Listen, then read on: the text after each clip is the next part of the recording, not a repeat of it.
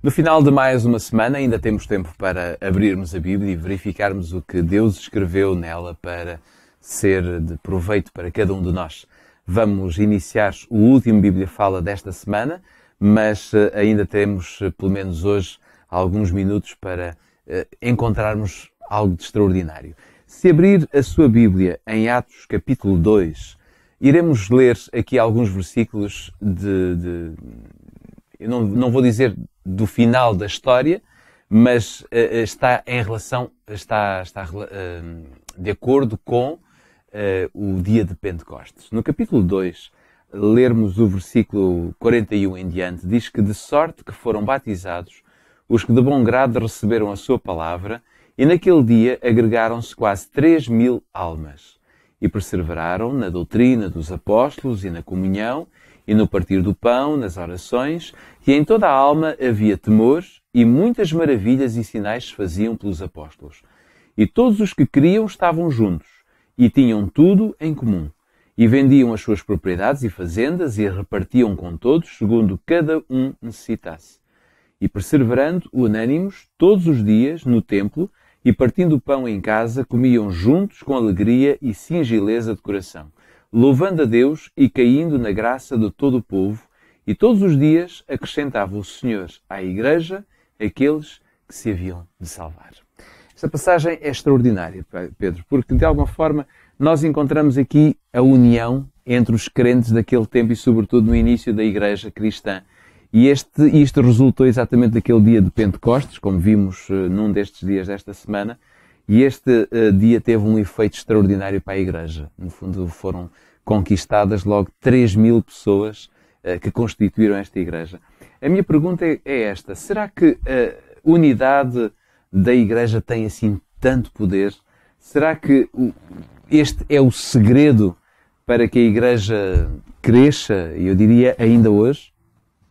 Bom, de acordo com o que está registado em Atos 2, a fazermos fé nessa revelação, temos pelo menos um exemplo prático de que quando a Igreja iniciou um processo no qual, como tu leste, estavam unidos a tal ponto que viviam juntos, venderam todas as coisas que cada um possuía para que pudessem usufruir em conjunto dos próprios bens materiais, e além disso congregavam-se na igreja, no templo, e portanto adoravam a Deus e louvavam juntos. Comiam, bebiam, portanto passaram a desenvolver aquela comunidade local, desenvolveu um perfil de comunidade de vida.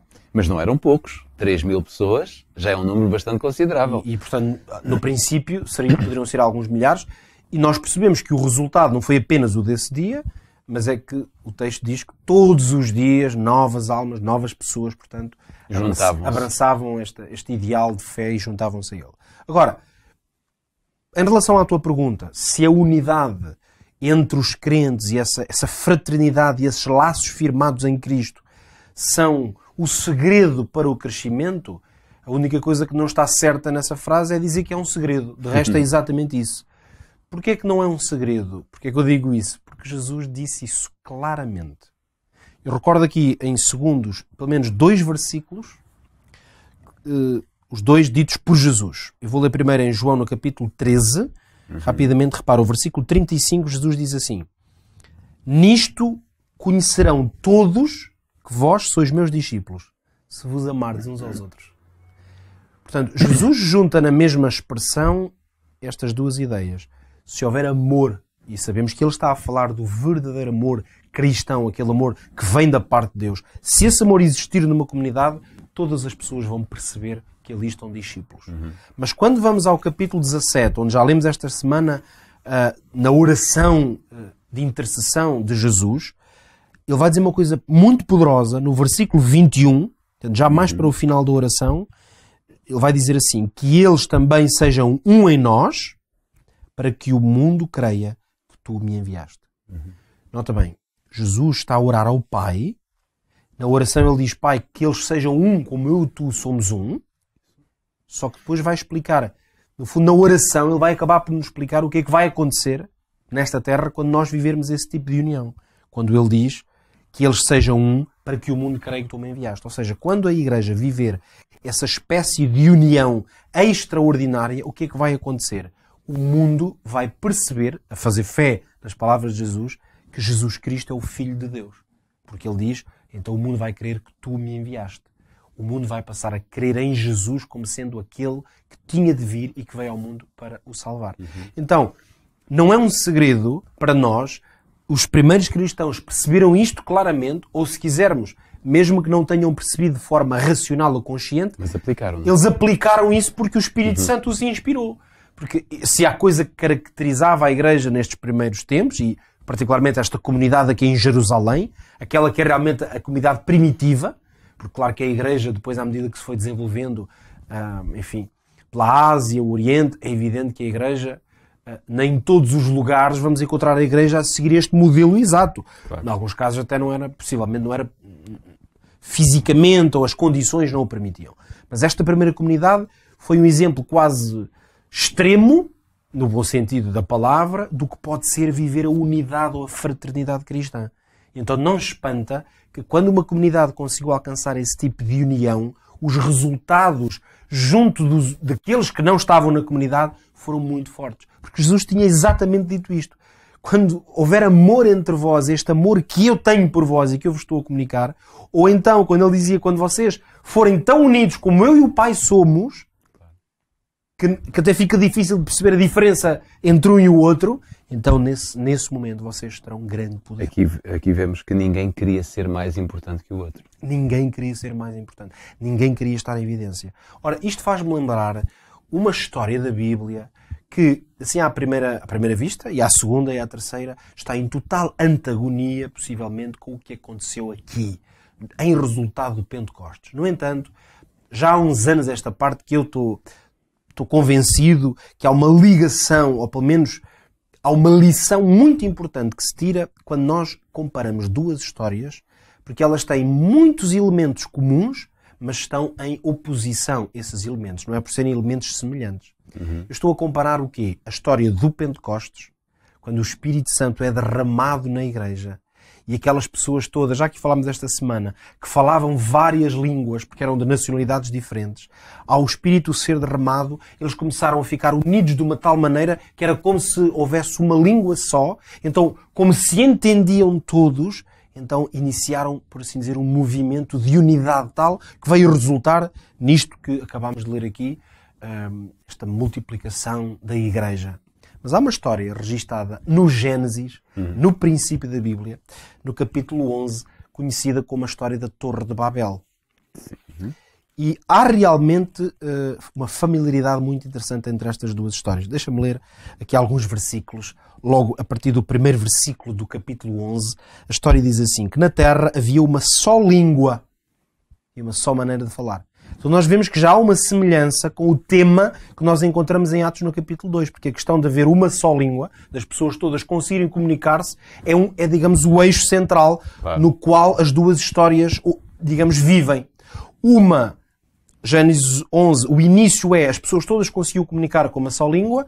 Em Atos 2 é o oposto. As pessoas não se conseguiam comunicar porque tinham várias línguas. Mas o que é que vai acontecer aqui? A história, com certeza, é conhecida para a maioria dos que nos ouvem e veem.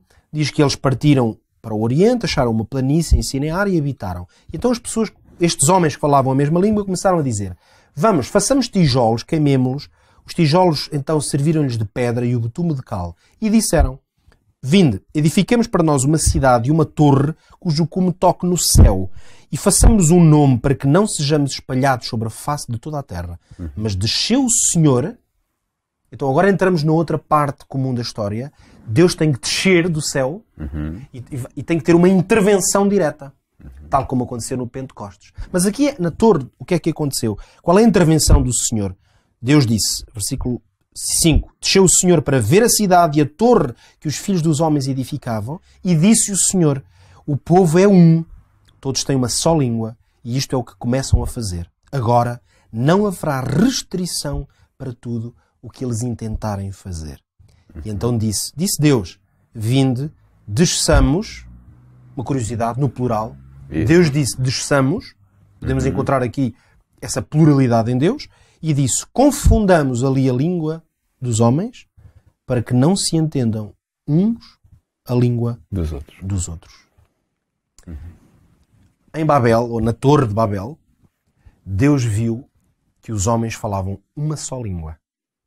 E que por causa disso, eles criaram uma espécie de unidade tal, porque tinham um propósito comum, e o texto diz que o próprio Deus considerou que eles seriam imparáveis se continuassem nesta senda. Então o que é que Deus fez? Muito simples. Deus podia ter mandado um terremoto, destruir a torre e já estava. Desceu na mesma. Desceu, teve uma intervenção e dividiu-lhes as línguas. Retirou-lhes a capacidade de estarem unidos, de se entenderem, de comunicarem. E isso fez com que houvesse uma dissipação das pessoas na Terra. Ora, no Pentecostes, Deus fez exatamente o oposto.